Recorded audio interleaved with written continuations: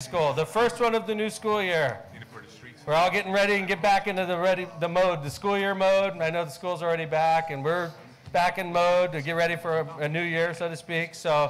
But in Mayor's Night Out, as always, I want to remind you of a couple things. The councilman's going to speak in a second. This is all generated by written questions. So in the back, I have Christy, and I have Noemi, and and they're both here with the written question. If you have a question, please fill out a questionnaire. We'll read it off. And then sometimes people want to follow that up. They're like, hey, I had something like that also. You raise your hand and we'll come right to you, okay? If you're raising your hand though, we try to stay on topic. So if it's like about garbage pickup, if you have a question about garbage pickup, you raise your hand also.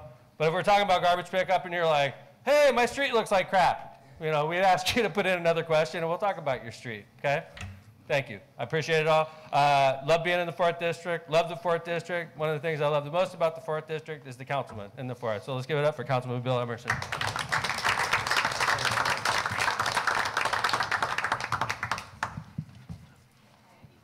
Well, for those of you that don't know, I got to put my glasses on. At the convention in Chicago, the mayor was asked, along with many veterans, to come up on the stage with others. As a Vietnam vet myself, I thank the mayor for serving, and thank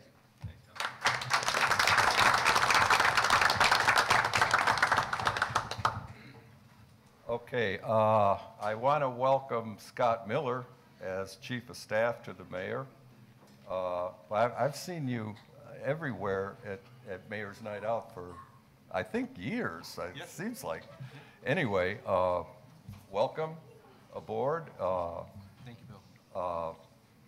I'd like to start out with good news. The city will soon own Myers haunted haunted house, and it's great news for the city of Hammond. One last Halloween, I think, and he sold fireworks this past July. Near 8094, this will be fantastic for the city, and I'm very happy about it. And I smile a lot because it's just so great.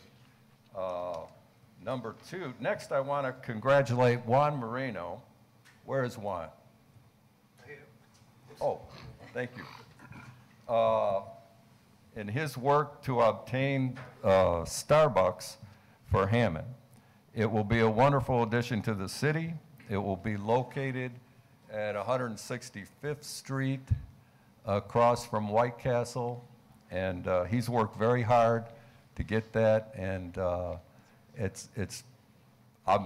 I'm thinking because it happens in the 4th, because we're all residential, usually residential, and to get a new business, and the idea of 8094 too, but Starbucks, I'm very happy about that, so I'm smiling about that too. Okay, next, on July 15th, we were hit with a big storm. I want to thank all the city workers who worked so hard for many hours.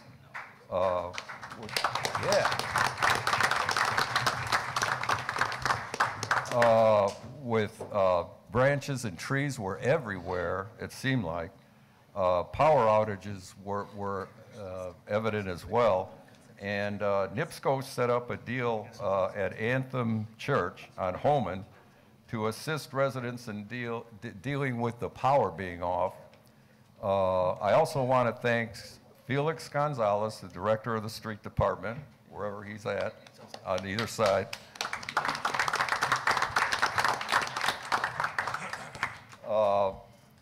Devin Wick, director of forestry, and Mike Kano, the 4th District, I know where he's at, 4th District supervisor, for his tireless work, and everyone worked very hard after the storm. And after the storm, during the storm, not so much, but after the storm, they had their work cut out for them.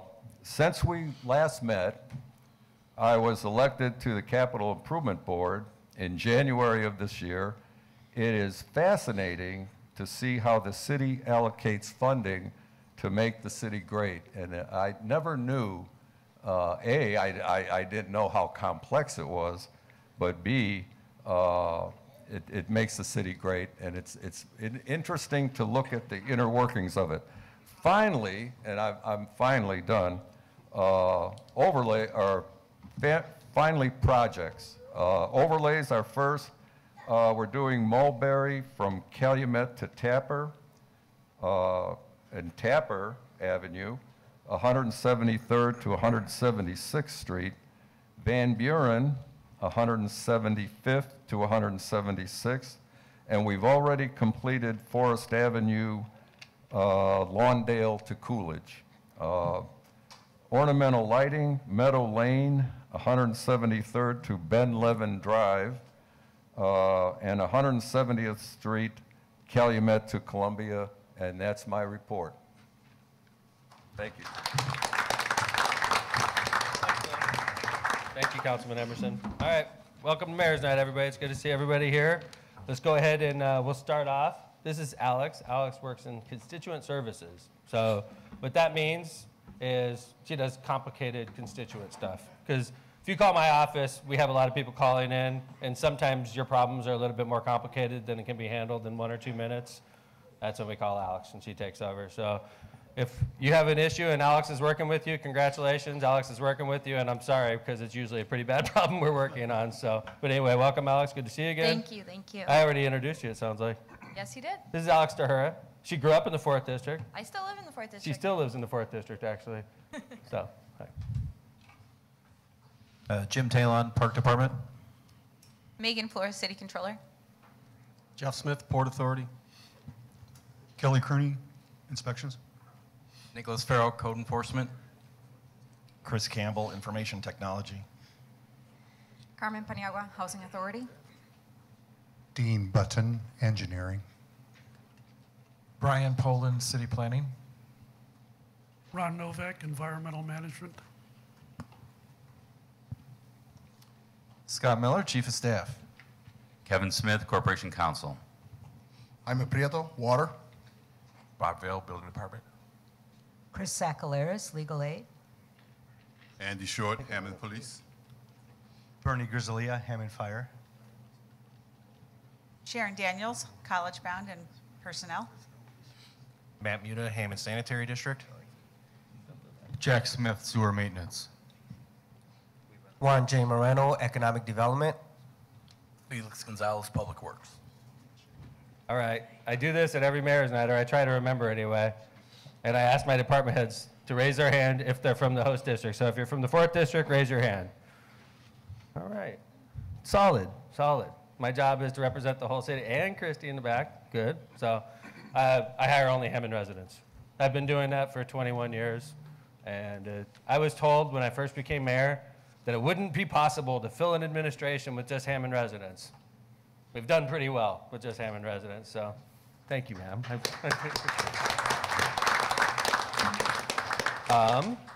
Okay, like I said, we start with questions. We introduced everybody. We start in the back. Hey, Christy. Oh, Eileen, Special Events Coordinator. Nice to see you. Hi, Mayor. Nice to see you. This is Eileen Ibarra. Not a resident of the 4th. She lives in Hessville, right? 3rd District. 3rd District. Okay. So, good to see you. Nice to see you too, Mayor. Thanks.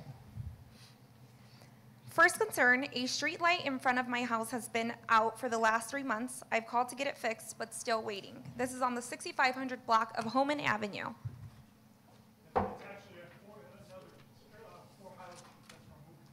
The address is on there, though, Eileen?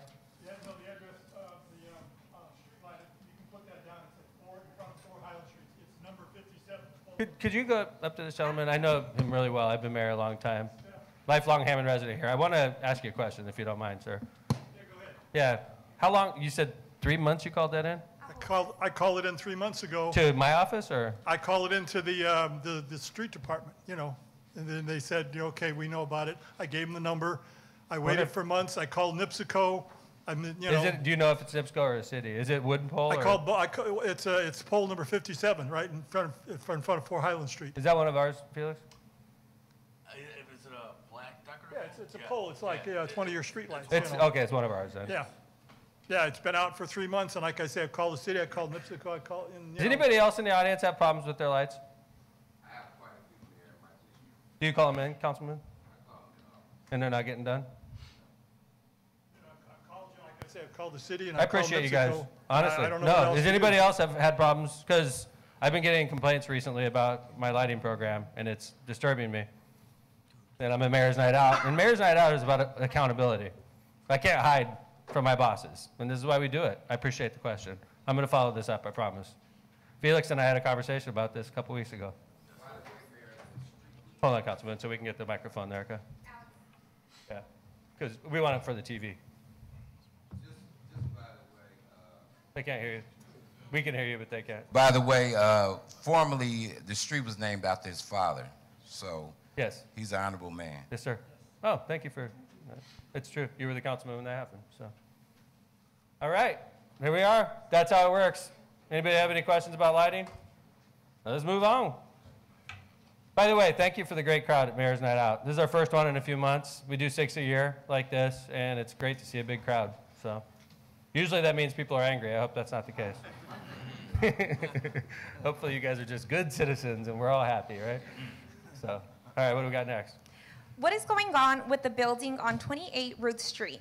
It's falling apart. Good question. I know this off the top of my head, but the details I do not know. But we talk about 28 Ruth Street quite often in staff meeting because it's a pretty complicated demolition project. Probably the best person to answer this would probably be my corporate counsel. Thanks, Mayor. Yeah. Who's a resident of the 4th District? Yes, I am. You're right. I was looking around. Yes, me, I am. So 2830, it's actually 2834 Ruth Street is what we refer to it as. It's a large apartment complex that's fallen into disrepair. There's actually a hole in the roof that goes all the way down to the bottom. So unfortunately for the residents that live around there, the people that have owned that building keep transferring it, and they keep trying to hide the ball on us. We've successfully now, however, defended a case in front of Judge Perrin out in Lake Superior Court. They've appealed the ruling. But in the meantime, thanks to the mayor and Awana Miller and some money she has from CDBG, as well as Brian Poland, who's been working with the State Historic Preservation Commission, we're almost to the finish line. All the paperwork, I believe, is in place. The money is there, and the demolition, we hope, is going to commence within the next, I'd probably defer this over to Brian to see when all the paperwork is going to be done from the state, but I hope 60 days. Brian? Could you grab a microphone? Because people are relying on this, so I want to make sure that we're clear. The documents have been submitted to the State Preservation Office. We're waiting for their response. I'm going to say, hopefully between 30 and 60 days. Cool. We're on this. I promise you. I know the address off the top of my head. So, not very often you bring up a specific address in the city of Hammond and the mayor knows about it off the top of his head, okay? We've had multiple meetings about this. It's coming down. It's just more complicated because it's big and it involves state, and so, but I promise you, progress is being made. Anybody else have anything to add? Kel, I don't know if, no? Okay. Anybody in the audience? I don't know whose question it was, but any follow-up on this? All right, cool. Let's move on. There's a subdivision plotted off of Vine Court in Garfield just north of Locust Street and west of Harrison. Are there any plans to build out this subdivision? Say this again so I can go in my head where we're going here. Plotted off of Vine Court in Garfield just north of Locust Street and west of Harrison. I'm good at the city. I'm trying to picture this. What is this? By the Bike Trail Bridge, 65th and the Monon Trail south of there. Oh, okay. I don't know. That subdivision was created probably in the mid-1990s. Is that on the 7,000 block? 65. Well, I think like 66. Okay. Is that was it? Yeah, okay. I know what you're talking about. Yeah, I mean, it was a... Yes, I know what you're talking about. Yes, it's coming from the east. Okay. Yeah, it's, if I remember correctly, it's about 8 or 9 lots, something like that. Like I said, it was platted in the 1990s. That particular developer didn't follow through on it, and obviously has been built. I know internally we've talked about looking at opportunities for new housing in various parts of the city, and that is one of the Nice. areas that we're looking at. Okay, that's great. Any follow-up from the audience on that? Sure, okay, let's move on. When will the bike lane on 173rd be completed? And are there any other plans for any bike lanes throughout the city? I'd take the bike trail on 173rd all the way from Purdue to the state line, but on the road. So it's done that far. Into Hessville, it goes to Kennedy, and then it stops. So I guess the question is from Kennedy to the Sound Wall. Dean? I know we've talked about this, and it's not really a segregated bike lane. It's going to be a share of the road type of situation. So right? about 3 years ago, the street department put share the road striping down from Grand all the way to Holman Avenue. So we did some work about 3 Okay. years ago. So- Last year, we did a segment between Columbia and Kennedy to designate bike lanes great. through Purdue and so forth. It's great. So there's still People use it all the time. I was coming in today down 173rd, and I passed multiple bikers on 173rd, and that never used to happen. Nobody would go on 173rd on bikes because it was crazy speed. So the segment between Columbia and Calumet's going to be share the road because the roadway's not wide enough to accommodate a bike lane. Right. And but then, it's yeah, slow enough speed where it's not. true. I do it. So there's that, and then from Calumet to Holman, there's some work that we still need to do. But there are space available for it. We just don't have the striping I agree. down. Okay. Follow up on that? Yes, sir. How you doing? I love it. Brought his kids. I was talking to his kids before it. Hi, guys. So in addition to that, Yes, sir. I love the bike lane on Holman that was put through all the way to the downtown. Thank you. But there's a dangerous intersection at 173rd Okay. and Holman, Okay. and something needs to be done What do you because mean? someone's going to get run over there. The cars use the northbound lane on Holman as a turn lane in the bike lane. They need to put an orange barrier there like We've they talked do about in this. Munster, to prevent the cars That's a from great using that point. lane. We've had this situation closer to my house, and I use it, and I was pointing that out to Dean. Same exact situation, where cars were doing it. It's understandable why cars are doing it. Cyclists need to realize that it's sort of a share the lane kind of situation. Right? It is a shared lane because people are making a right turn there, right? But it's not striped that way. That's the problem. We have it right? posted by sign. Okay. There's a sign that says vehicles do not use the bike lane because the intent is for them not to drive in the bike lane. But when you approach 173rd, they're going to cheat over and make a right-hand turn there. Normally, I don't see them go through. Possible to put one of those temporary orange barriers like they did on Franlin Parkway in Munster? Just something temporary during the summer to protect Felix. those bicyclists? Felix, why don't you take a look at it tomorrow? See if they're 73rd and Holman. Bike trail turning north. Northbound turning, right? Turning Headed east, west, yep. turning north? Northbound turning east. Okay. Oh, okay. All right. Okay. Thank you, sir. All right. I love bike trail questions. We can talk about that the rest of the night. I'm good with it. Thank you. Mayor, Yes, sir. Yes, I ma'am. think, Right over here, Mayor. Oh, hey. Hey, Mayor, Kelly. I think one Hi, of the Kelly. complaints that I constantly get in reference to that intersection is they're not really worried about the bikes. It's when you're on that or at that intersection and you want to make a right turn, you have people coming up on the right side Yes. of you and you're going to turn into them. But I agree. So I think Dangerous. that's what they were just trying to Yes, clarify. and the Just wanted to make cyclist sure has you to knew. know that, like, when I'm on my bike and I'm going up in a car's blind spot, you got to assume that they don't see you. You know, I mean, God forbid something ever happens there, but that's on the cyclist if they're in the car's blind spot and they're not distancing themselves. But these are great points. I appreciate you bringing it up, sir. Yes, ma'am. Unfortunately, Holman Avenue there from 173rd North to 165th, where it's bike lanes in the street, quite often the cars use those as a two-lane. And Yeah, I you'll was see 'em in the scoot car. around. No, not just going around you. You're not going fast enough. You're only going 35 miles an hour. Right.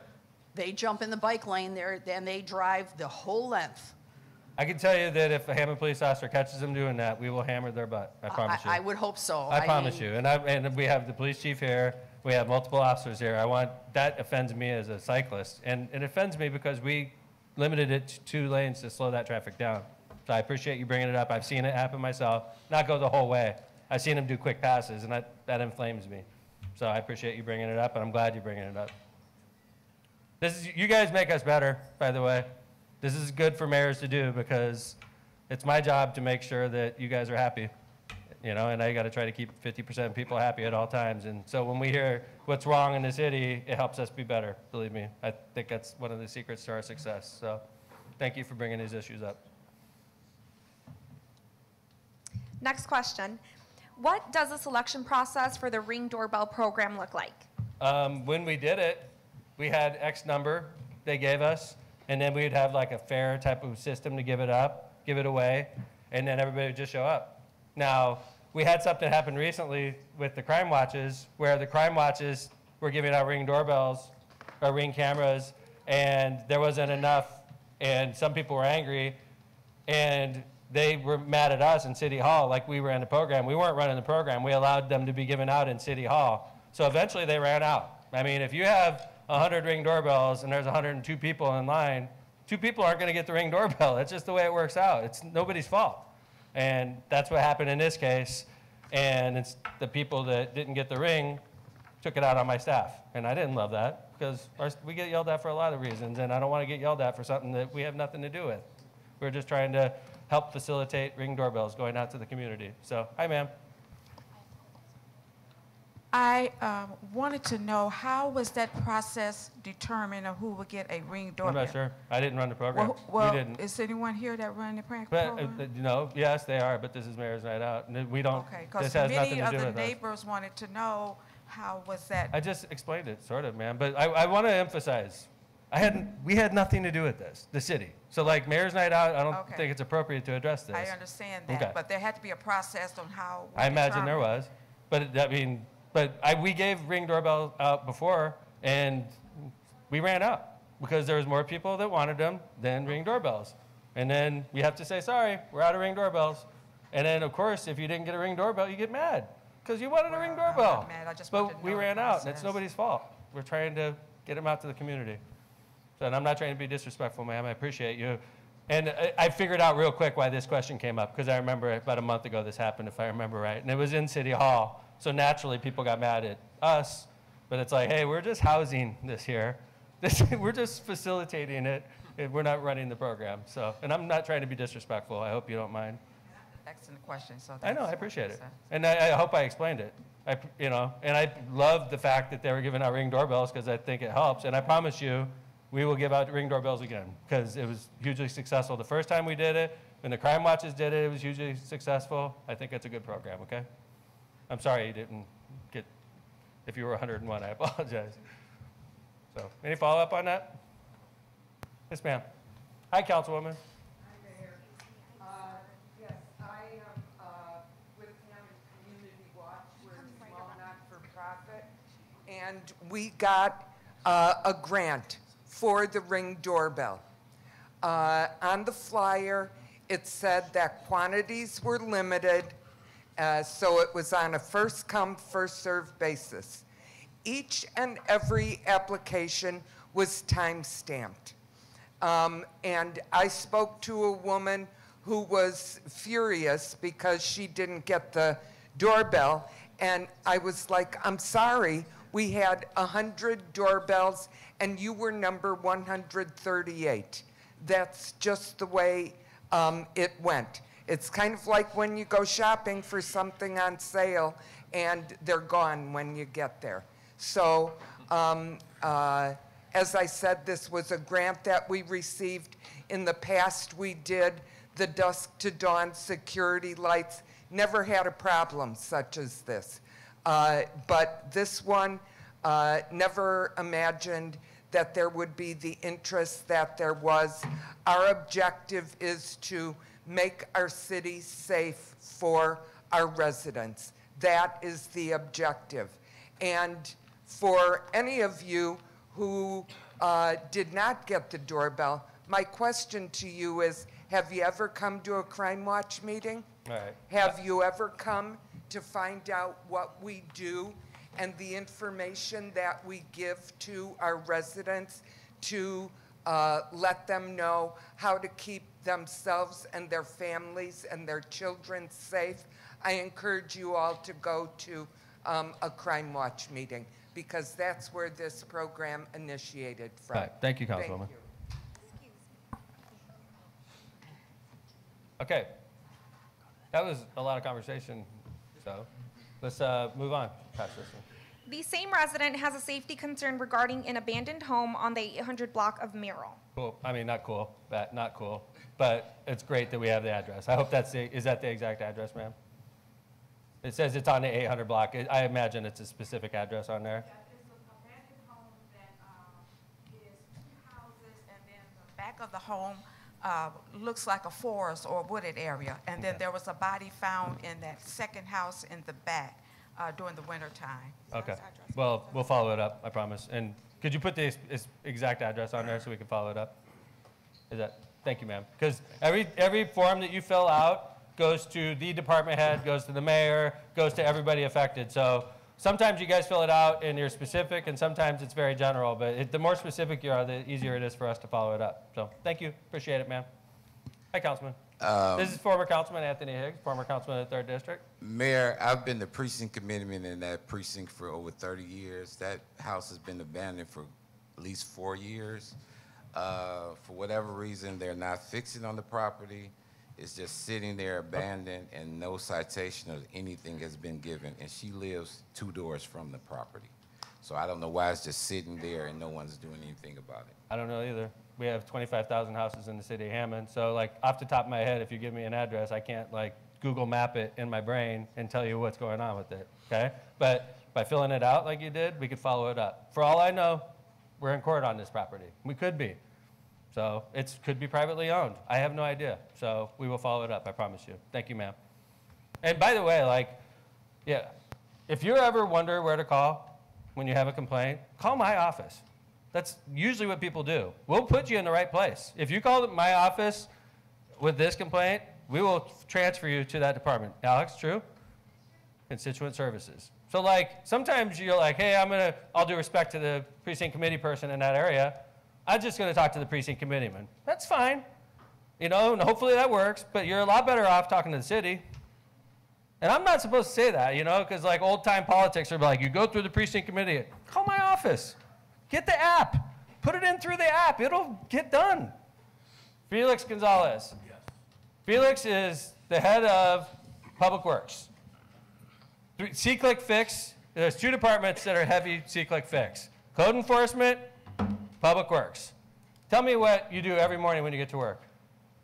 Well, not me personally, but we have someone that oversees all the click fixes, writes all the tickets out, gives them to specific trucks that's their only job. So if I put one in right now, I have a legitimate C-Click Fix. I put it in at 7 p.m. tomorrow morning at 4 in the morning, whenever you get to work. Yeah. You're literally on it. Yeah.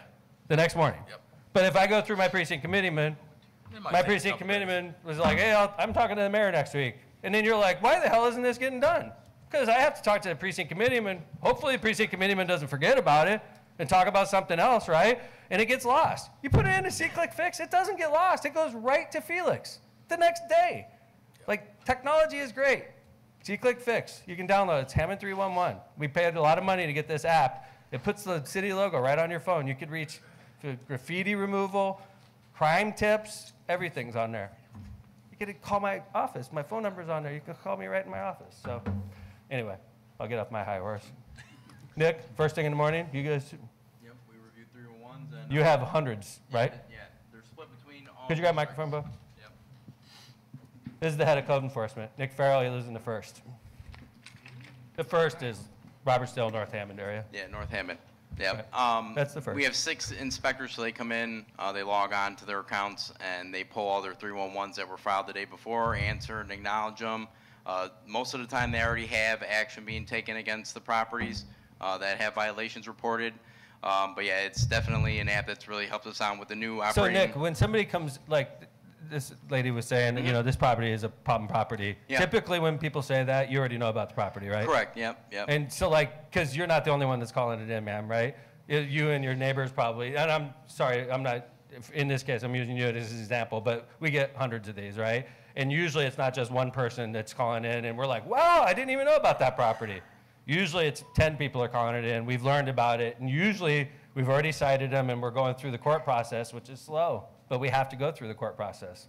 We can't just say, we're finding you $1,000, pay up. You got, you know, you get legal rights also, so we have to go through the process, and it's slow. And it's real slow if they're not cutting their grass. So we figured out ways to make sure that we can move quicker once we get through that judge, but we have to wait. That grass may be 2 feet long by the time we cite them, and it's gonna get 3 feet long before we get through the court process. But once we get through it, we can cut it more often. So we've learned some tricks over the years, but we need your help. Yep. All right.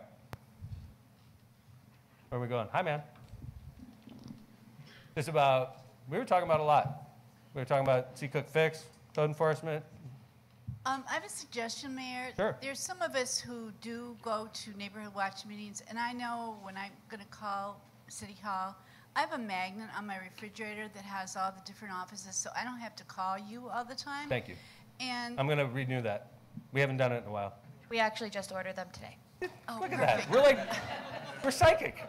And since everybody in the city of Hammond gets a water bill, possibly you could send that magnet out with a water bill. Well, that's expensive, believe it or not, little things like that. We can get it to you easier, like a mayor's night out, you know. Oh, well. But if we put that in a water, it gets real complicated. Okay. Yeah. Well, another suggestion, maybe in the letter of the water bill, you could remind people, instead of just putting their trash out for the city to pick up, they could actually call the city and ask them to pick it up.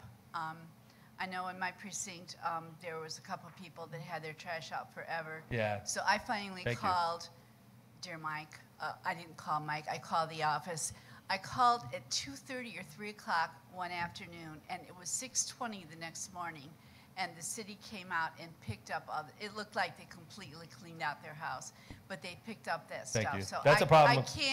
I can't thank Mike and his crew Mike, enough. stand up. He's a hero of the forest. We all know it. If this guy starts raising money for politics, he's out of my administration. And last night, my friend's tree was split, and I was supposed to call, and I forgot, and he went out before that storm, and they took care of it. I mean, it's Thank you. people like that that make the city work. Thanks. And I don't think they get enough thank you from the city, from people, and I think everyone needs to honor each and every one of us You're sweet. Thank for you the very work much. that we do, Appreciate it. that they do. All of us So- do this. You know, I was doing some stats on our city. Thank you, ma'am. I appreciate it. There's a lot of, we always focus on the stuff that's day to day, and it seems like we're fighting all the time trying to get by. We have some really positive things in our city. We really do. Like in the overall scheme of things, we own our water department. You know how much that water department's worth? We're not going to sell it. But if we wanted to, I think the Hammond Water Department's worth twice as much as the Gary Airport. Twice as much. It's great, and it's owned by the Hammond taxpayers. And I sometimes feel poor as the mayor, and I'm like, gosh, how are we going to put this budget together? We're trying to balance all these things. And then I think about, you know what? It's like we're cash poor, but on paper, Hammond's doing pretty well, guys. And you know, interesting fact, the largest city worth assessed value, the highest assessed value of any city in Northwest Indiana, Hammond, Indiana. And we're not the biggest either. Gary's twice as big as us. We're the second biggest is crazy. Any idea? Second biggest taxable city in Lake County. Anybody? It's not Gary. Not East Chicago. Because, I mean, we're at steel mills and everything. All the houses, all the businesses. This is going to take a couple. Crown Point? Nope. Sherrville. Isn't that crazy? Second highest. They're behind Hammond probably a decent clip, but Sherrville's the second highest assessed value city in Northwest Indiana. So it's interesting. You know, I get down on myself sometimes and I get worried and I stress a lot about our city. And then when I look at stuff like that, I'm like, we're doing pretty good, guys. You know, we just got to keep the big picture in mind. You know, we're fighting through, but we're doing pretty good in the overall scheme of things. So, and, you know, I got a report I was going to talk about too, but we do have a lot of questions. So let's focus on our questions first. So, Eileen, you're doing great too. You know, Eileen runs the Festival of the Lakes every year, and I haven't seen her since. But we had a great festival this year, and I know she's really happy that it's done because that's like her Super Bowl, those 5 days. Man, it turned out really well this year, so it's good to see you again. Can the property adjoining Fire Station number 8 be put on the trim site list? The grass is cut, but the trees are not trimmed around. Are you talking about the old? shootout. Okay, who is this, if you don't mind? Hi, sir. Are you talking about the old firehouse? No. In the school, or the new firehouse? Oh, I'm sorry. No, I'm talking about the new firehouse, which would be the original Harding School. Yes, sir. Okay. The west side then of the park, or? This would be yes, Okay. the west side.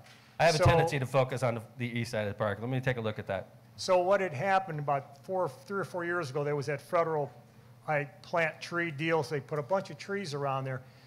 It's not getting trimmed, and then the old cottonwoods are not being trimmed as well. Now, I did call Public Works, and unfortunately, the young lady who spoke to me said, that's not our property, and I tried to tell her it is city Gotcha. property. She probably was getting it mixed up Right, like I and did. I spoke to the trim crews, which is probably not the right way to handle it. I spoke to the trim crews at Gibson Mhm. and asked them if they could do it, Thank you for doing it this way. and they didn't do it. You're at the right place. But I will say, and it's on my question, Mm-hmm. your park department, there's a guy named Matt. This Yeah. guy's a beast. Thank you. On his own, he went all the way around Where's Jim? Gibson Park. Where's Jim? Good job. Matt? He went- no, Matt? Yeah. He went all the way around Gibson Park where the curves are to the street where there was weeds growing, cut it all down. Then he came over to the firehouse area where we're talking about, trimmed around That's, every Matt tree, Markham. He's a great trimmed guy. the trees, and then went to the old cottonwoods and trimmed down brushes that were 10 feet high. He had, Yeah. I don't Take know, it he easy. probably He's going to came ask me by for a with- raise after all this. So it's like, I mean, the guy's incredible, He's and he good. did it all. He's a Hessville guy. He did it all on his own because he said, I wasn't busy at the splash park. all right. So he took it upon That's good. himself. It's always good when Yeah. employees get mentioned in public like that. Yeah. And So his anyway, boss is right over there. So I'm thank just you. wondering if that could get on the. I guarantee you it's going to get followed up for sure. Jim, could you grab a microphone? By the way, Jim lives right by there. You know Jim Talon? He's a Hessville kid. He lives on Kansas. So he sees this. Well, he probably doesn't see this little spot you're talking about because he goes. Right. What's up, Jim? Yeah, I think Matt and Devin and his crew, we have 4 or 5 guys, and that's what they do. They run around and they handle 311 complaints for us, and they take care of, they weed eat and do the things that Felix and his crew can't get to. So that, yeah, that's good that he does that too. And Matt does take the extra step because he runs the splash pad and he's busy at MLK and Hessville Park. But when things are running well there, he's always out. You'll see him in MLK all the time weed eating. So yeah, I'll let our staff know. It's good for them to get noticed. But we're on this, so Yes. the west side of that park right there by Station 8. Yep. Cool. Thank you, sir. Appreciate it. This is going to get done, I promise.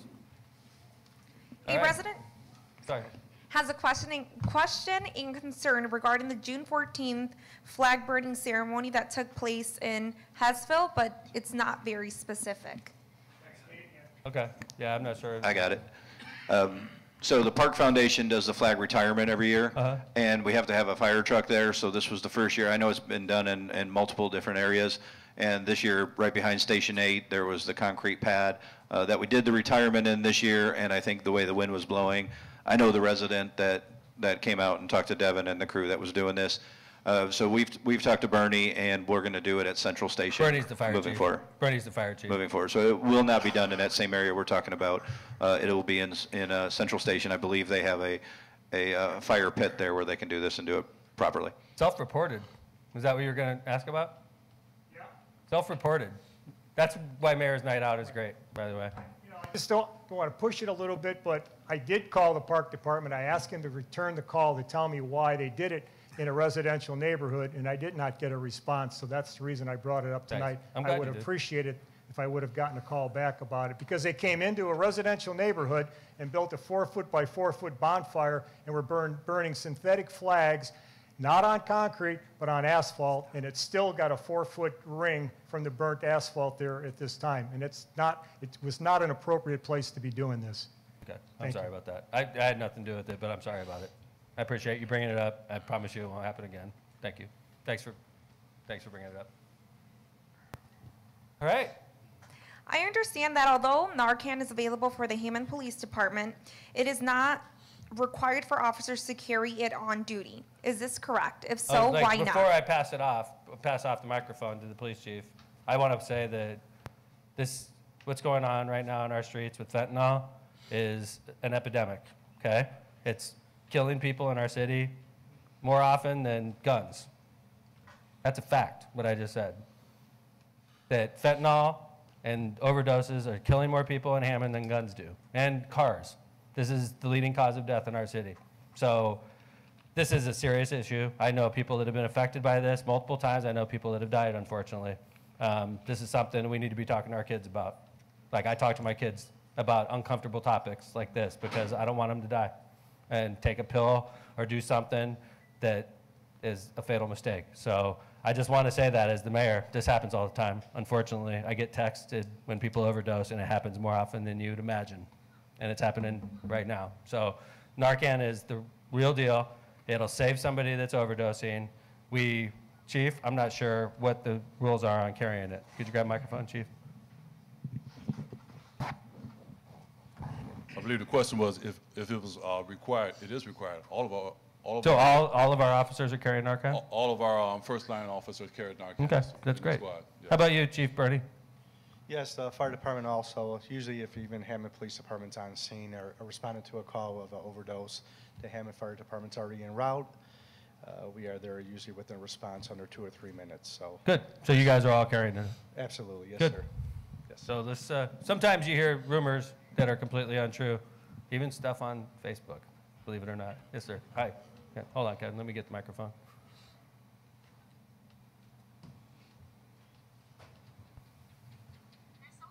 Hi. Hi, Mayor. I just want to kind of relate to that because that incident happened a few months ago. Which incident, Ken? There were 3 overdoses on our block. I'm sorry. And one came from one house that was about 4 houses down, and then one was right next door to me, and across the street next door. I live on a corner. And so, you know, the woman came out, she's screaming, help me, help me, help me, and then I go in and we have to try to pull this guy out so that we can resuscitate him and things. Police officer showed up. He did have Narcan, okay, on him, but it was too late. And it was just an amazing thing to experience going through this whole thing, you know, and I saw it happen 2 houses, a few houses down On from the same there. day? It's just, pardon? It was the same day? No, within like a month That's of each other, you know, and that was really weird. Ken, So- and I'm glad you brought this up. This is an important topic. It could be a pill that looks exactly like the pills you take every day. If you don't know where every pill you get comes from, you cannot take it anymore. You cannot. Am I wrong, Chiefs? They're pills that look exactly like the ones you take every day, but they're pressed. Sometimes in Mexico, sometimes in China. They're pressed, they have fentanyl in there, and they're not measured. They're just dumping fentanyl and pills together, and they're pressing them, and they're sending them on our streets. And our kids are taking them. They're taking them right now. That's why we need to talk to our kids about that stuff. And it's a grown adult conversation we're having sometimes with little kids, but it's scary. So I'm glad you brought this up. I'm sorry you experienced that. That sucks. Yes, sir.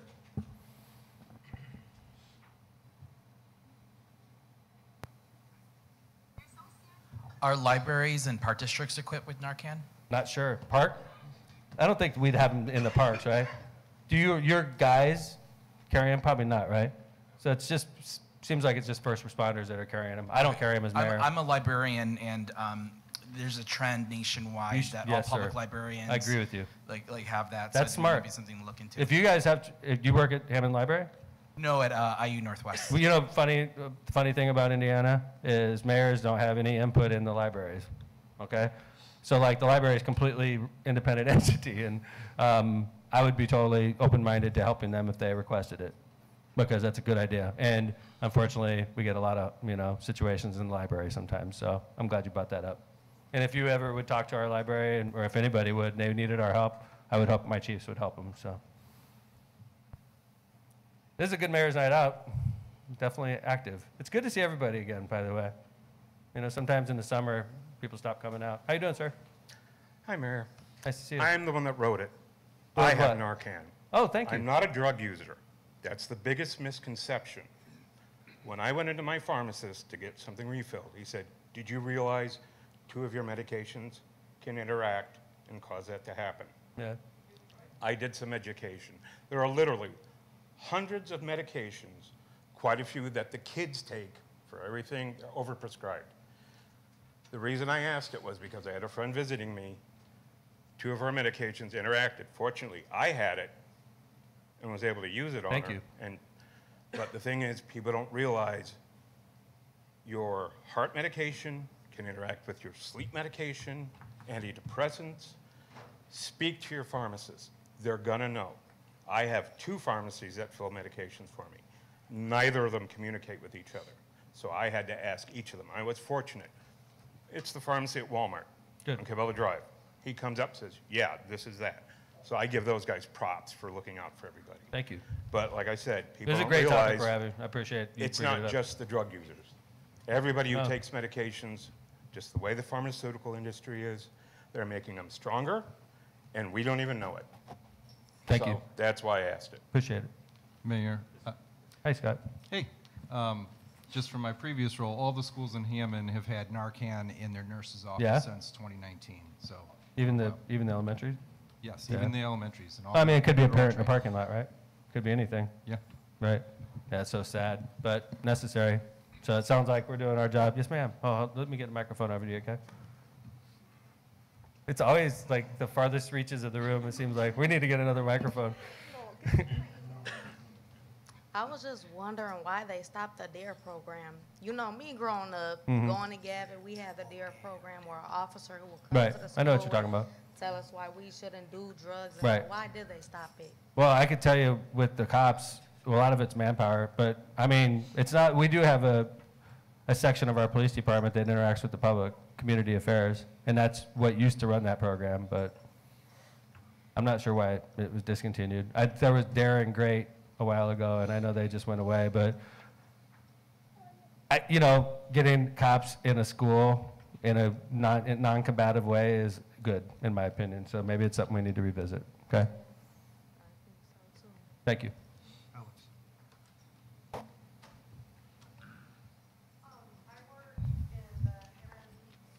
In the ma'am. preschool, and we were able to call the police department and Lieutenant Mickey, I believe, Yeah, who she's was over there. amazing. Oh, She is she's amazing. the best. She She is came in and amazing. did a great job in our school, so they do come out if you ask. Thank you. I'm sure you have to, but they did a great job. Our kids still Lieutenant talk about Mickey it. works in community affairs, funny enough. I was just talking about that division. She's a lieutenant in that The division. kids talked about it the whole year. And the reason we loved it. choose officers like Lieutenant Mickey to be in community affairs is because she's excellent and she interacts with the public great. So you'll find that those officers that you're calling for help, the community affairs, they're really charismatic officers and they're easy to get along with, you know, that's good. Loved Good. everything. So. Thank you, appreciate it. We just got done doing National Night Out, and we had a really great turnout this year. It was at the Pavilion. That's something that we're getting bigger each year in Hammond, and a lot of our communities that are around us, they make a huge deal out of it. So we took the challenge on a couple of years ago, and we're trying to get bigger and bigger. So next year when we do National Night Out, help me out and take the kids up there and go check it out. All of our cops are up there, the SWAT team, the sheriff brings his helicopter, so it's good stuff. So, all right, let's do another question. Seems like we got a lot today. Does the city offer tree trimmings in front of sidewalks? Well, okay. I'm gonna answer this. It's not specific whether it's on your side. Because I don't feel like going to federal prison anytime soon. So, and people have gone to federal prison over trees and stuff like that. So I would say this: we have a person in the city. It's a what do I call those? Arborist. Thank you. It's like one of those words. Arborist. He's excellent, by the way, and he works on city trees, of course. Now, trees that are close to a house, like if it's in your yard, we can't touch it. If it's on the parkway, we can, right? Yes.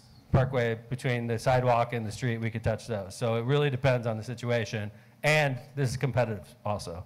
Like if it's a dangerous situation, they take priority. But we have 25,000 houses in the city of Hammond, and that means we have about, quick math, let's just call it 100,000 trees in the city of Hammond, okay? And 80,000 people, so it's a challenging job. Mayor, the only other thing I would add to that is that like you mentioned earlier, the aggressive stance that the city's taken now under your leadership for high grass, we also added in that ordinance dangerous trees or falling trees. That doesn't mean, what that means is we can give you a 10-day notice, Nick and Kelly and his team, and all the inspectors can give a 10-day notice to a property owner that has a dangerous tree on his property. If we have to cut it down, the cost of that goes on your taxes. So that's different. On the property, correct, the dangerous tree property tax. Correct, right. correct. So that would be the only time we'd go on someone's property to do it. Gotcha. And we give them But if we have a notice. court order. And they'd have to pay it. Right, Yeah. right. That's So- just like when we cut your grass. If you make us cut your grass because you failed to do it, we'll cut your grass. It would have been a lot better off if you cut your grass because we will lien your property for that grass, and it's an expensive cut. So, you know, it's better when you do it yourself, when you own the property. So, and I'm talking to a bunch of great homeowners, by the way, because people that show up to Mayor's Night Out are usually the ones that are working with us to try to solve problems. So thank you for being here. So, Mayor? yes. Devin's on vacation this week. He must have known these questions were coming, so he sent me a, he did He's send me a watching. text. We are on Go Ham and TV. He said they've removed over 31 trees in the 4th this year, and he has 24 more with the contractor now that should be coming. So if there's trimming, you can reach out to him, and he does come out and look. And I think he's a little bit jealous because Matt Markham got so many. Yes, yeah. And Devin's like, what about me, you know? So Devin's also a Hessville guy. I noticed the park department has an unusual number of Hessville people. It's really weird. And I didn't like say I'm going to put all the Hessville people in the park department, but it sort of worked out that way. It's weird. Jim's from Hessville, by the way. All right, what do we got? Not every neighborhood's east and west streets have sidewalks. Is this structurally possible? It would help Hammond be more walkable. Also, congrats on finishing downtown. Oh, that's nice. I love sidewalks. I'm a cyclist. I don't think you're supposed to use sidewalks, so I just admitted to an ordinance violation. I apologize, but I'm a big believer in sidewalks. I think everybody should have sidewalks. If we don't, we should prioritize it, but we do have financial constraints that we have to live with also. So if you are one of those areas that doesn't have a sidewalk, I would make Dean my best friend. Dean is city engineer. Dean, could you raise your hand? He doesn't have to be your best friend, but he should be on the friend list, okay? And I would talk to Dean, and Dean's also the chairman of the Capital Improvement Board. Capital Improvement Board is where a lot of our gaming money goes, and unfortunately for us, our gaming boat's not doing as well as it used to. Like, down over 30% at this point.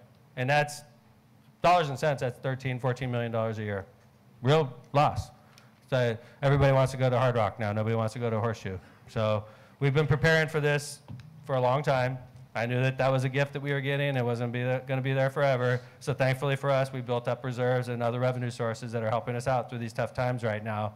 But the real tangible effect of that gaming revenue dropping is in the streets, because we've always used that revenue for our streets. And now that the gaming revenue is dropping, the amount of investment into our streets is dropping also, and that's something we're going to be talking about, unfortunately. So thank you for the question. What will happen with the narrow road from Calumet to Harrison? That's that same area we were just talking about, right? From Calumet This to is a different yeah. Narrow road from Calumet to Harrison. if the resident's here and wants to Help me. expand. Hi, thank you. I ride my bike all the time in this area, so. It's on 177th River Drive, Gotcha, whatever gotcha, you want gotcha. to call that. Gotcha, so the underneath It's the 8094? real- It doesn't go under 8094. No, okay, that's not the From one. Calumet to Harrison, Okay. in front of Reaper's Realm. Oh, got you. That You one. got that beat-up road where I've been hit twice on. Yeah, yeah, in yeah. the I got winter. you now. So you're talking about the road in front of the haunted house? Right. What's where gonna the happen with that? homeless people hang out Well, and all that. That's, yes. I know Councilman Emerson started off the meeting talking about the haunted house project. Let's go ahead and talk about that, because it'll help clear up your question, okay? The city is in the process of acquiring that property through eminent domain.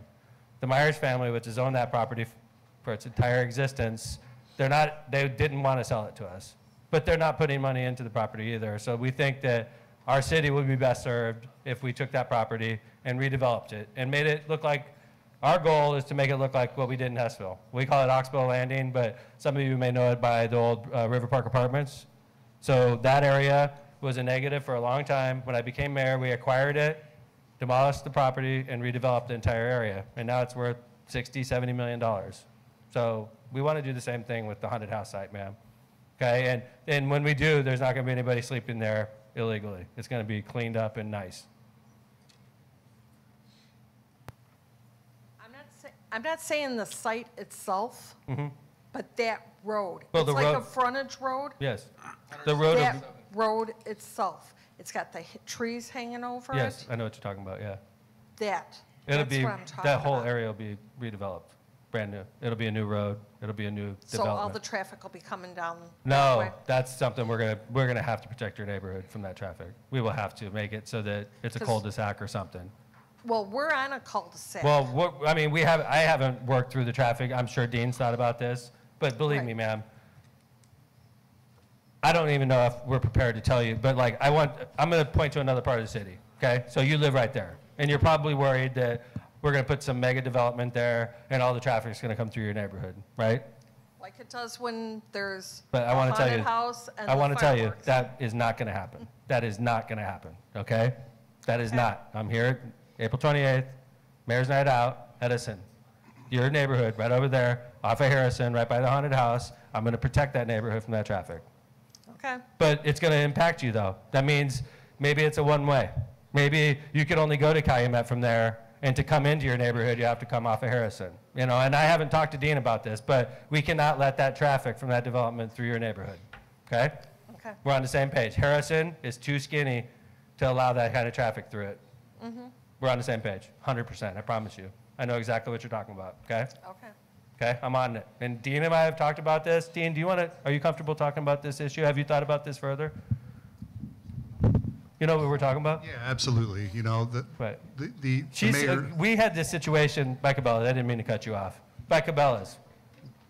We had this exact situation with the neighborhood. Cabela's wanted to, picture if you're in Cabela's. Cabela's wanted the traffic to exit Cabela's also onto Northcott. And we said, no way.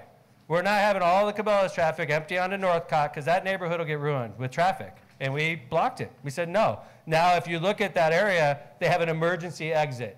Like if things are on fire and we need to get there quick, we have that option to go through there, but we have to unlock the gate or cut it open. There will be some similar type of protection for your neighborhood, I promise you, okay? I don't know what it is because I'm not the engineer, but you understand the problem. Exactly, yeah. We'll make sure that the neighborhood's protected. That's always been your focus, right? And Yes. Related to if we wanted to close a street on State Line, for example, Yes. we went through the neighborhood, we made sure to protect the neighborhood. We don't want that traffic going in your neighborhood, ma'am. We're on the same page, okay? Thank you. Thanks for bringing that up. Thank you. And Councilman Emerson's on the same page too, I guarantee you. What can be done about vehicles running red lights on Calumet Avenue and 177th? Yeah. Just that one? Yeah. Calumet 177th? Okay, that's the bridge. I mean, that's a dangerous intersection. That used to be a big bike crossing, and we built that bridge almost because of this exact problem at this exact location. It was an expensive fix, but for what it's worth, the federal government paid for most of it, for that beautiful bridge right there. That's a dangerous crossing. And we had families that would go across to try to stay on that bike trail, which is why we built that bridge. So, but I guess the question is, what are we gonna do about dangerous driving? Chief, I know you have a whole section of your patrol unit every day that we call traffic, right? Your patrol cops are crime fighters, and then you have like a traffic unit, right? Yes, I do. And the traffic, they respond to like racks and other ones that issue tickets and things like that, right? Yes, our motorcycle group, I would have them, I would dispatch them over there in that area so they can saturate that with tickets or whatever they have to do. Yeah. To curb that. But, yeah, okay. All right, thank you. All right. Okay, yeah. I'm not sure if this is a question or just a comment. 171st and Harrison, stop sign on Harrison for school walkers. Okay, 171st and Harrison. I can't, Right over here. hi. Felix. If you're headed toward, if you're headed towards the train, like Harrison, this is 171st, and you go to Harrison, runs parallel with where the train will be in the back. Right. To go, there's stop sign, so at the three-way, there's just a stop sign on 171st, but not on Harrison. Oh, I know what you're talking And about. we have kids, my kids walk to school, so they have to walk across traffic that doesn't stop. Could you write that down? And then the concern is when the train comes in, if people are trying to get around, like, Holman or something, they try to work a way around the train or get to, there'll be more traffic on 100 or on Harrison, sorry. So there.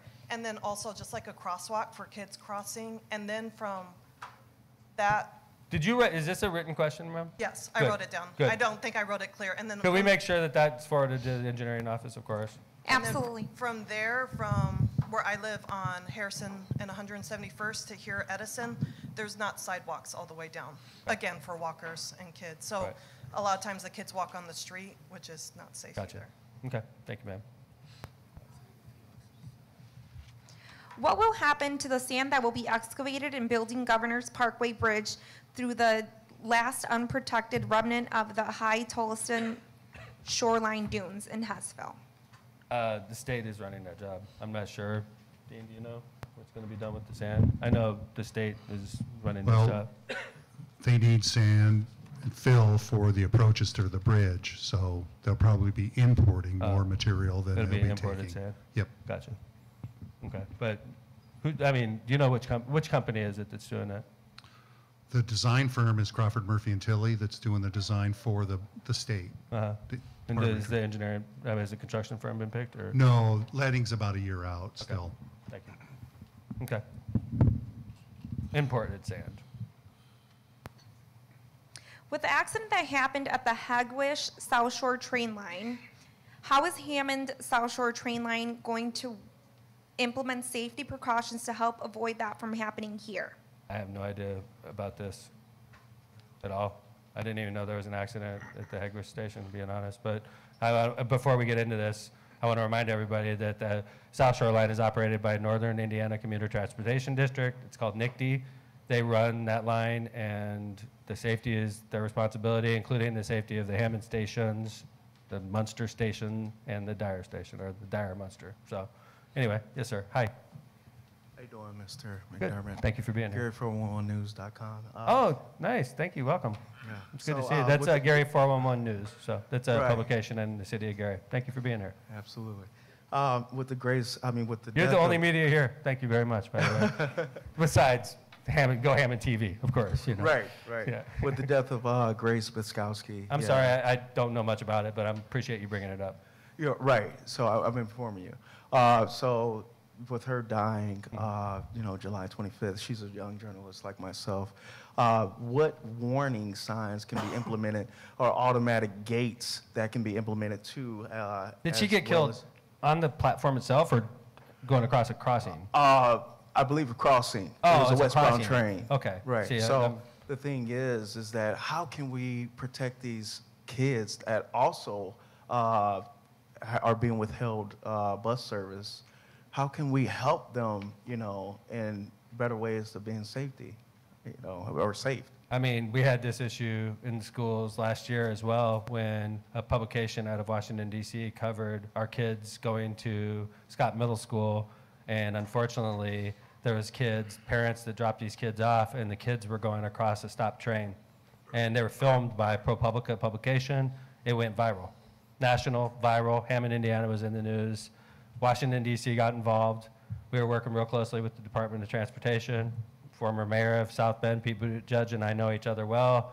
Secretary Buttigieg got involved with the city of Hammond. We had a whole team, including the councilman, working together to try to fix this issue. And it's not an ideal fix, but there is a fix that the Department of Transportation is willing to foot the bill for. It'll solve the problem. It's just not, in my opinion, I don't want to say it's ugly, but it's not great looking. But it would solve the problem. Could you get here, one more? Yes. I don't think it's ugly, but it's not ideal, but it would get the kids over. I agree with you fully. You've been a great mayor. Thank you.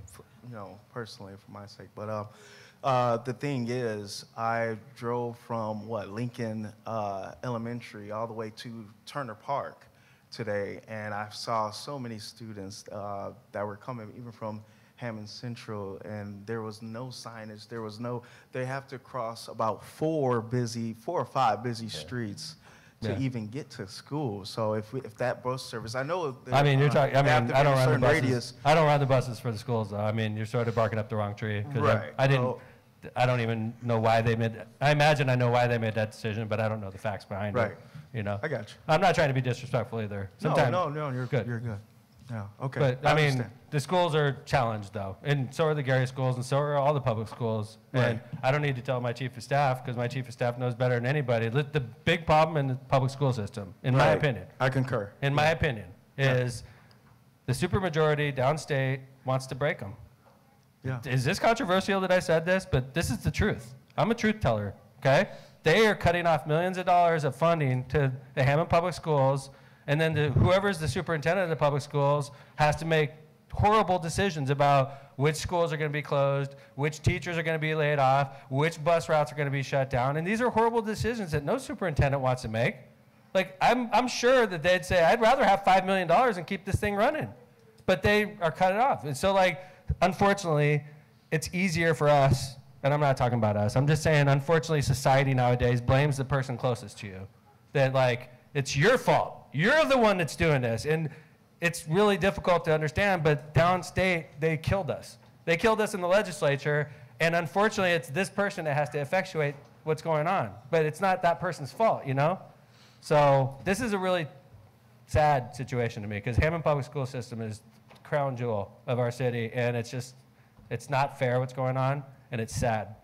And I'm picking up a lot of great employees in the civil city.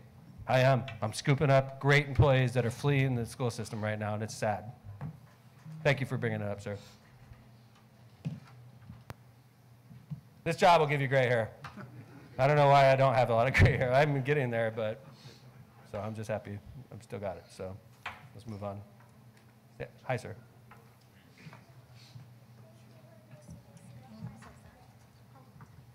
Hi.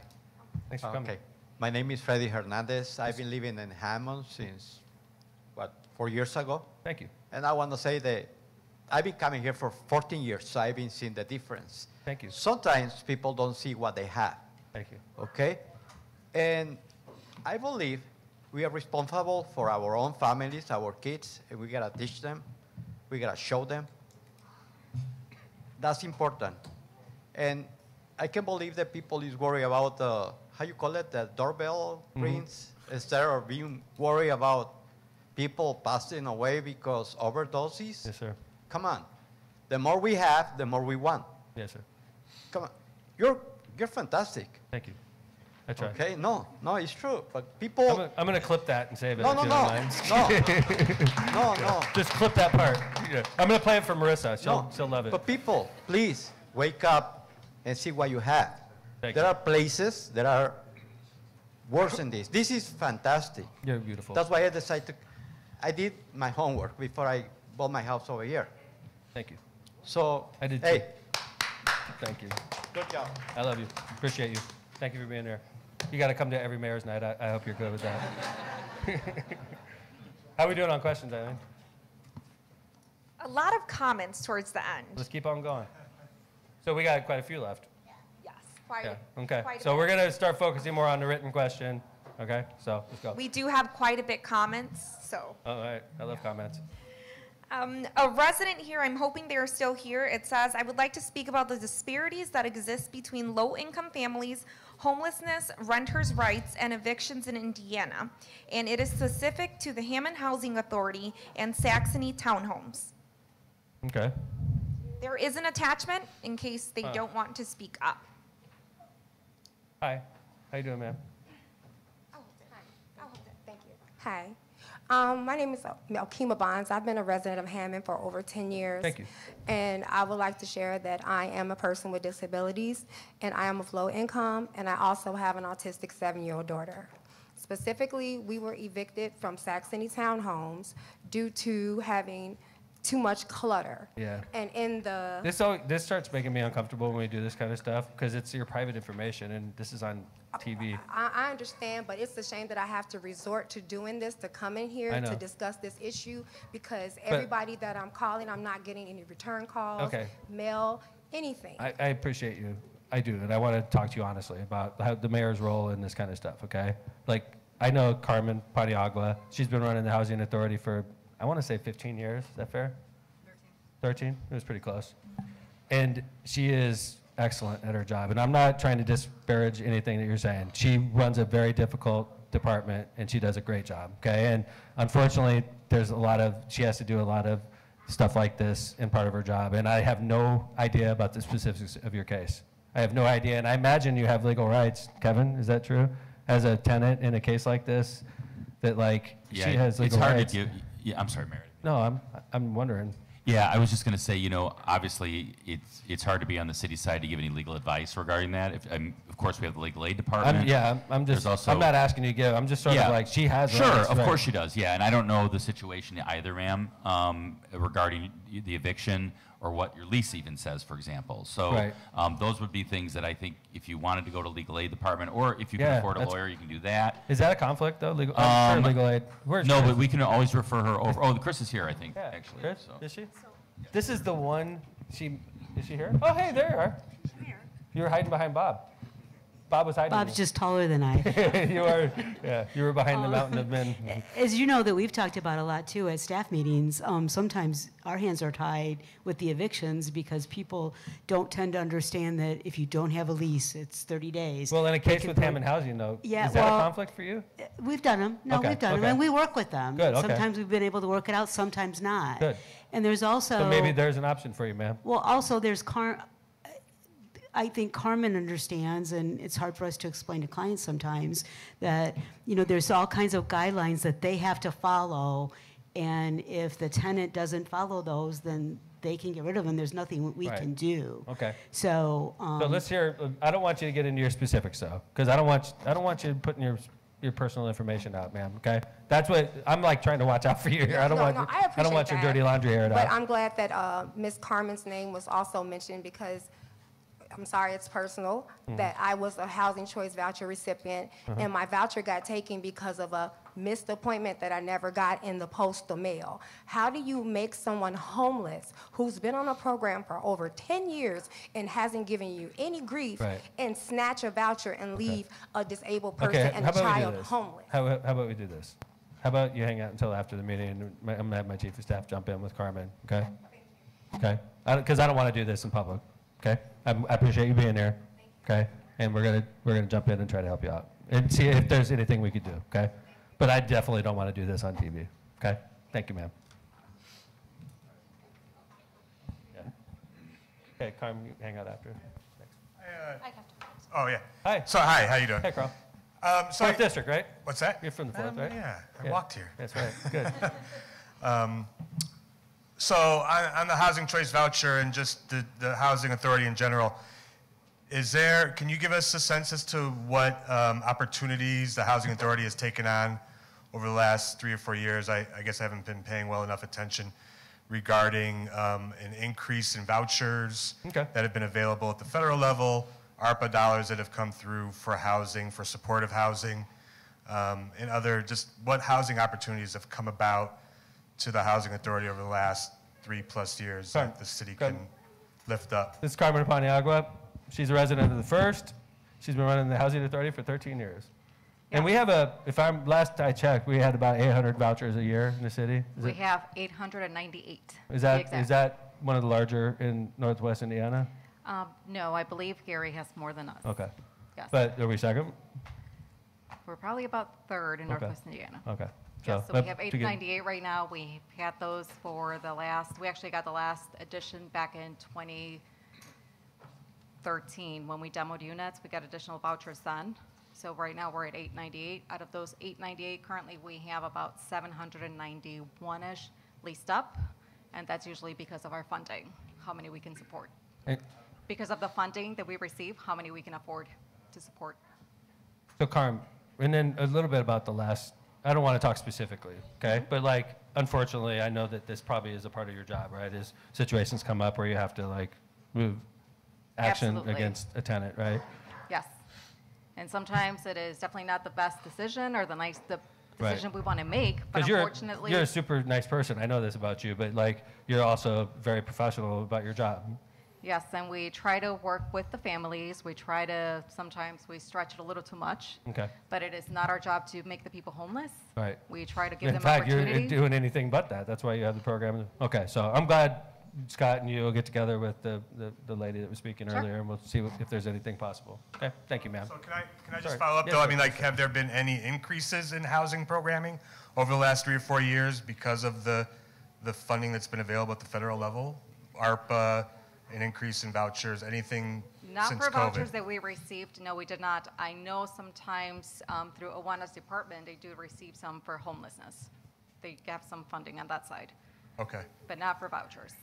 And any kind of supportive housing development, anything like that? No. No, okay. No. Thanks, ma'am. Hi. I guess my question would be in regards to the lady with disabilities and Hey, Councilman, we're housing. not gonna go in there anymore. Okay, we're gonna do it after. Okay, no offense. I'm not trying to be disrespectful. I just don't want to, because we're airing her dirty laundry out on TV. I just don't want to do that. I don't think it's respectful. So we can handle it off the camera. So, all right, no disrespect. So, hey. When will Hey, let me go through and recognize the elected officials in attendance. Okay. First off, I want to thank Councilwoman Janet Vanez for being here. Thank you very much, Councilwoman. Councilman Dan Spitali, thank you very much. Thank you. Hammond's 2nd District Councilman Al Salinas. Of course, our 4th District Councilman Bill Emerson. Councilman Dave Warple was here for a little bit. We'll give him a couple claps. All right. All right. So thank you, Councilman Dave Ham, also Lake County Councilman. Good to see you, Dave. All right. I think I got it. And former Councilman Anthony Higgs, former 3rd District Councilman. Good to see you, Councilman. And then our former at-large Councilman Bob Markovic. Good to see you, Bob. All right. Thanks for coming. It's good to see everybody. When will we get the design and estimate for an underpass on Grand Avenue crossing that was promised by NDOT? I'm not sure. That's an NDOT question. I didn't even know that was, no, that's not a City of Hammond question, so. What's the question? Yeah, Mayor, that goes along with the Governor's Parkway Bridge. And the last word we got from Dean Button and the Indiana Department of Transportation on this project was that they were going to get back to us with an estimate Dean Button wouldn't say on that, an 'cause underpass. the City of Hammond's not working on And that. it was, You're at Mayor's Night Out, Mayor of Hammond. We're not running this job. Mayor, Ken. this is Dean Button's project. You No. have, are This you is NDOT's disclaiming NDOT now? This is NDOT's project, Ken. NDOT is driving the bus on this. Listen, I'm not going to argue about this. Let's just move on. Let's go. It's like asking me about a busing decision in the City of Hammond. I feel for people, but I'm not making that decision. I can't talk about something that we're not running. We have. It is not. Yes, it is. So, all right. Nice to see you, bud. They refer to you on this project, and we were promised From NDOT. From NDOT. Ken, sit down. Thank you. No. Dean, did you promise an underpass study? No, sir. I didn't think so. It's NDOT's job. Am I incorrect here? You're correct, Mayor. That's what I thought. Because, like, the City of Hammond's not working on this, Ken. I hate to break it to you. It's 100% being designed by the state. It's what?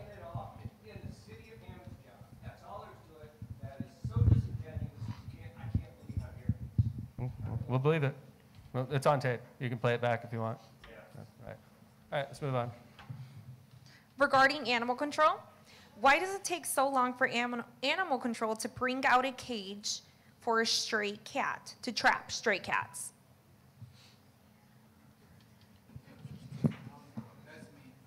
Good. We all looked at Chief of Police on that one. Like every head up here turned to the Chief of Police. I didn't even touch that one. So. Chief? How long did it take them to bring it? How long did it take them to bring kind the of cage go out? back real quick, bring up some history. Back in February, we gave the animal control deposit of $25. So when the weather got warm, we were waiting for this cage to come out. It never did. And every time we would call, they'd say, well, you're next, you're next, you're next, you're next. They came out one time, I think it was you left for Europe for 3 months, okay. So when it came out, it was towards sometime in Andy May. went to Europe for 3 months? Yeah. Oh, you did. I was like, She left me here with the cats. So anyway, they came out and they brought it out. So I didn't know the policy on everything. I thought they would bring the cage back after Friday, but they said I was moved down the list. So I kept calling. A week or two went past, and I'm still on the list. I don't know, what position I'm in. So I went out and bought a cage myself. In 2 weeks, I caught 2 cats and 3 kittens. So I've been still waiting for another cage because my rationale is if I already purchased a cage and if animal control can bring out 1 more, we can catch the other 3 cats roaming in my yard that would kind of resolve the problem. That's it. You want a job in animal control? Sounds like you're halfway there. Well, I'll think about it. Chief, you want to get together with this gentleman and figure out what's going Yeah. on? I will get a hold of the person that's running our animal control, and I'll make sure that's taken care of. Okay. Yeah. Hi, sir. We got one over here, Eileen. I'm trying to limit the raised hands at this point so we can get through the written questions. Hi, sir. Okay, sorry. Yeah. I'll make this really quick. It's okay. For the dog licenses, for the pet licenses, I don't know if a lot of people know about it. I mean, I hear a lot on like the Hammond Facebook groups that a lot of people are just unaware about that. Yeah. What is it, the I agree dog with you. licenses? And I agree with you. Maybe that could stand for more promotion. I mean, it's I really agree with heartbreaking to see like the lost dogs I agree on with you. these Facebook groups, but I think a lot of people, we should bring awareness to these dog tags. That's really helpful because the it's so police little, finds yeah. the dogs and then they find the license attached to it, and the dog goes back to the owner or the cat goes back to the owner. So. Great. Thank you. Great point. Appreciate it. We've talked about this before, but sometimes you don't follow it up. That's a great point. Thanks. The remainder 2 that I have are comments. However, there is no address. It is regarding a garage addition that a neighbor did. Okay. If We'll they'd see if like we to can pull it provide that up. afterwards. Sure. Sure. So a comment about a garage with an attachment, and so you want to talk about it, or? We can get the address afterwards. Yep.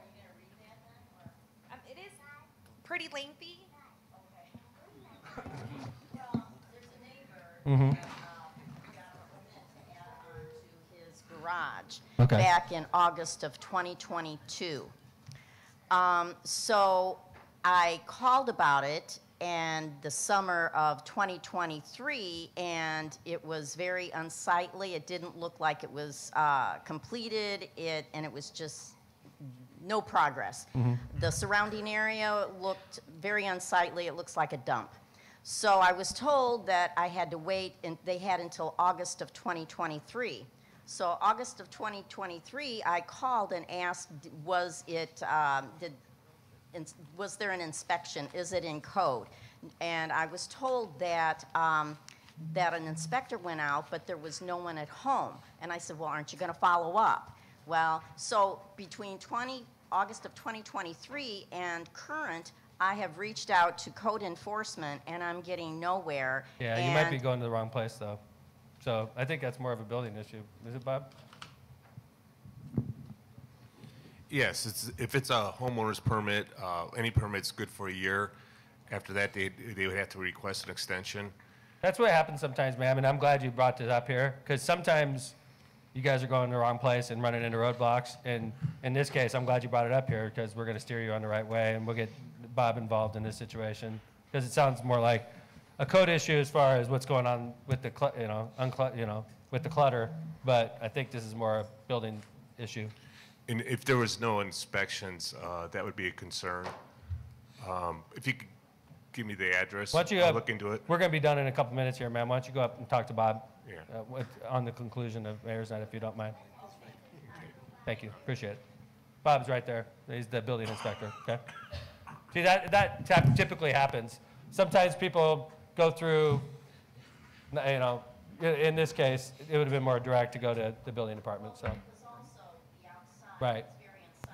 Yes, ma'am. Refrigerator on the outside of the garage, and I felt that was unsafe. I thought you couldn't have a refrigerator outside.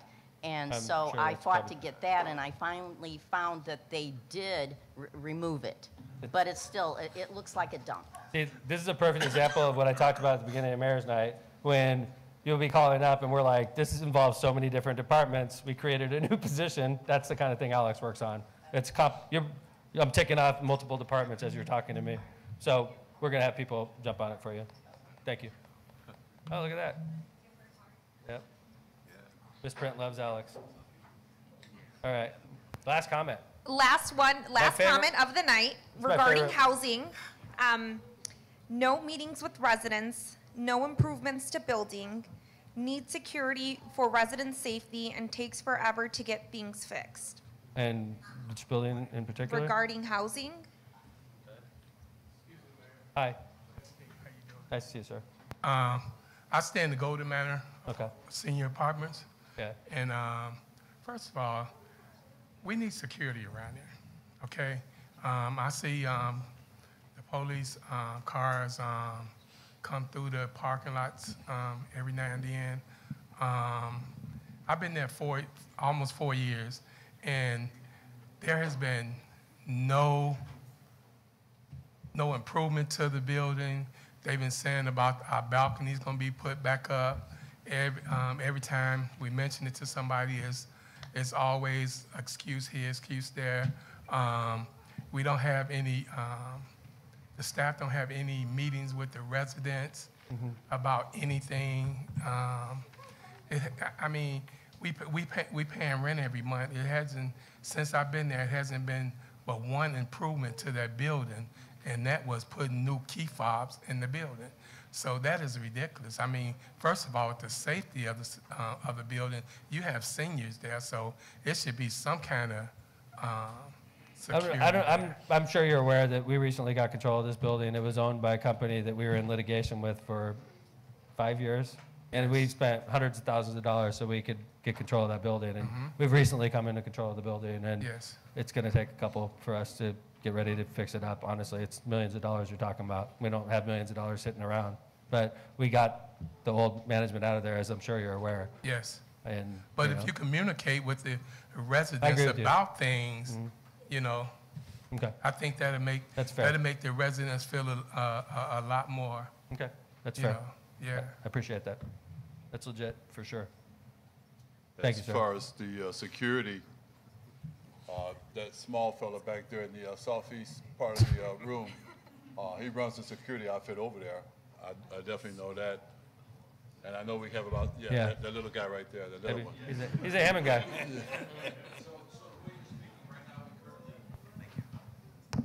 Just like the mayor said, we currently took over the building. The last management didn't like the police hanging around the building.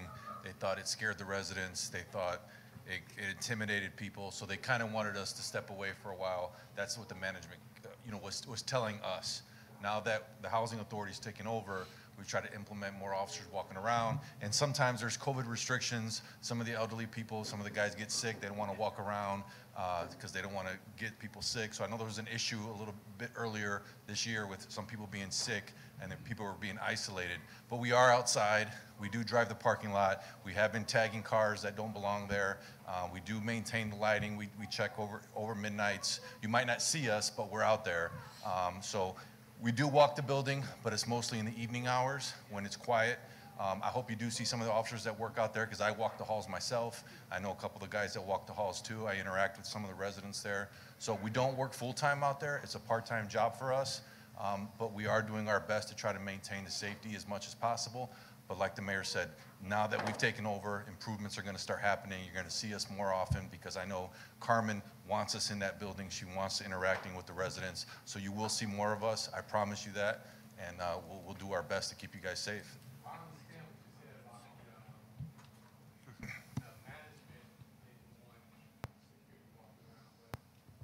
Residents want security walking No, around. I totally understand, and that's like the mayor said. The last people that were managing the building were a little difficult. And We were literally suing each other. I mean, Yes. they were suing us, we were suing them. We were trying to get the building so that, so that we were in charge of it, so that we could eventually fix it up. Sir. I mean, so legit. you have my word. We'll be in there. You'll see us. You'll see Thanks, my Eddie. face, and we'll be around a lot more often now. I don't sleep well at night, so I see you guys when you ride through, and sometimes I'm walking We through see the you. building myself. We see you. We see you out there. We know who belongs and who doesn't belong. We try to maintain the peace out there. We try to keep the people that don't belong out of there, and the people that do belong, we try to make you safe. If we see you park, we watch you walk into the building. So like we're doing that aspect, but we will pick it up. We will start making our presence felt a little more. Because you have people that's walking through the parking lots all night long, all night. Only so much we can do about people walking, though, because it's not a I'll let crime you guys to walk. continue this conversation, so I appreciate it. Yeah. And then, and I'm glad, and I encourage you to go up and talk to the department heads after the meeting's over and to follow up with additional information. But is that the last question? 0.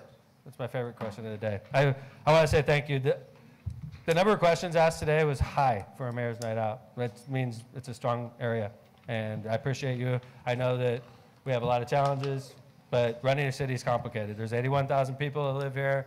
You know, we're worth $3.3 billion, our entire city. It's a complicated endeavor, but we try hard every day, and the people running your city live with you. So thank you all. Welcome. Thanks to Edison School for Mayor's Night Out. It's great to see everybody. I'll see you guys next time.